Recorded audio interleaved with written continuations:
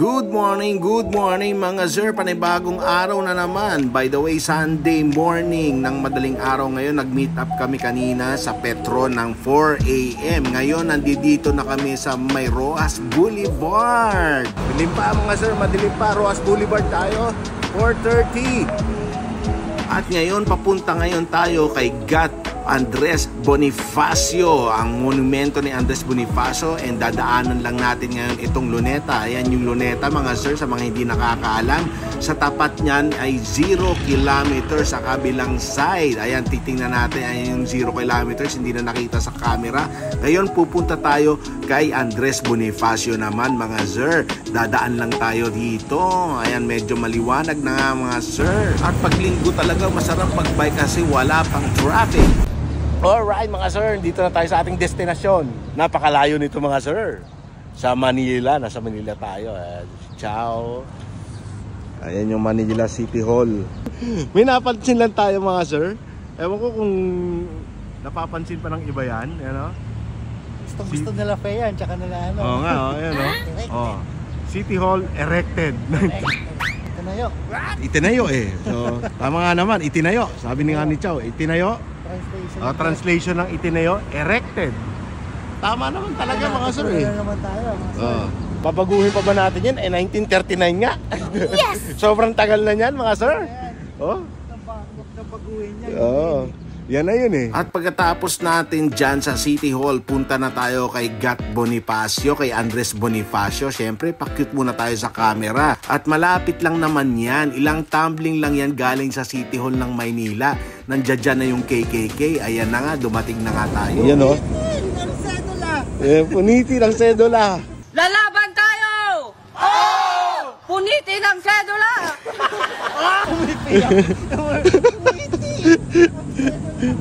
Nagbibinata, sir?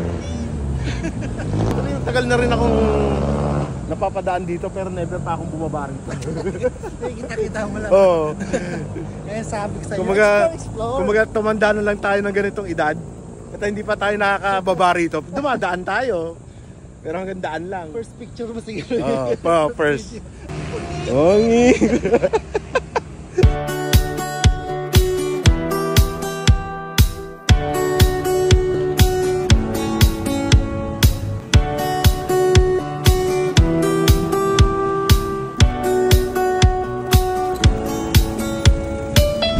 Diba? Pedestrian lane dito, kakaiba kulay.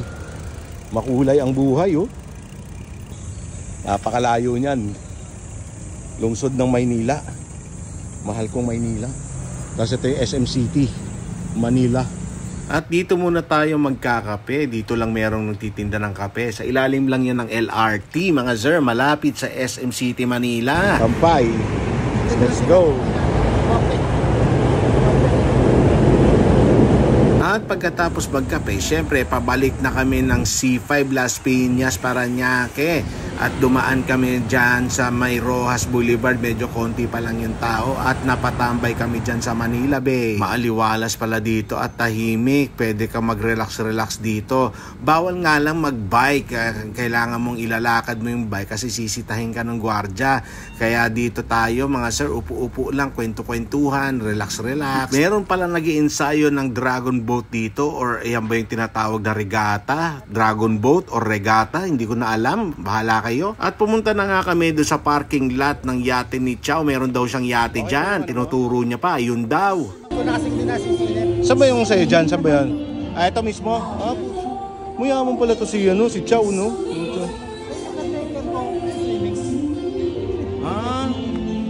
Maganda naman yung pagkakaano. Maintain niya. So naglakad-lakad muna kami mga sir, tapos meron palang nagzuzumba rito mga sir. Ayan, medyo marami sila. Tapos syempre picture taking kasi maganda talaga yung tanawin dito. Nakaka-relax yung tanawin dahil marami ring mga yate.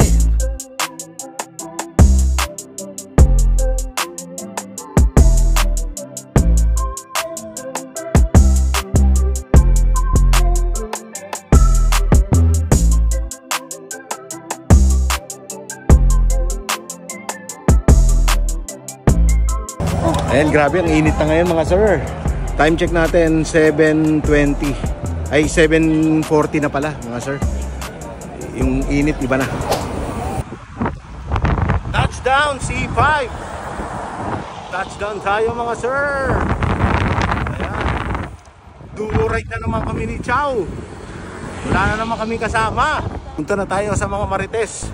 At nandito na nga tayo sa tambayan. Ayan nga pala si SL Pitik, meron siyang pinipitikan. Tapos eto yung mga Marites. Buti inabutan natin itong mga ito. At parang may prayer meeting si Ate Al, si Kuya Fe, si Ate Arnel. At may pusa nga pala dito mga sir.